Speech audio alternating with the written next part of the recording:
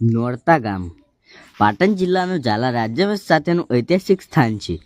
આ નોરતા ગામના ઝાલા લોકો સાચા રાજપૂત દરબાર વંશના છે. ઇતિહાસ મુજબ નોરતા એક સમયનો જાગીરદાર દરબાર રાજ્ય હતું, જે ઝાલા વંશના શૂરવીર રાજપૂતો રહેતા. તેઓ ઝાલાવાડના વંશજ ગણાય છે, જેનો ઉલ્લેખ જૂના કાંઠિયાવાડના રાજપૂત ઇતિહાસમાં પણ થાય છે. નોરતા દરબારની ઓળખ હંમેશા શૌર્ય, માન અને રાજસિકતા માટે રહી છે, અને આજે તે ગૌરવ જીવન છે. પાટણ જિલ્લામાં આવેલું નોરતા ગામ ઉત્તર ગુજરાતના ઝાલા વંશનું એક ગૌરવશાળી સ્થાન છે. ઇતિહાસ મુજબ નોરતા એક સમયનો જાગીરદાર દરબાર રાજ્ય હતું, જ્યાં ઝાલા વંશના શૂરવીર રાજપૂતોનું શાસન ચાલુ હતું.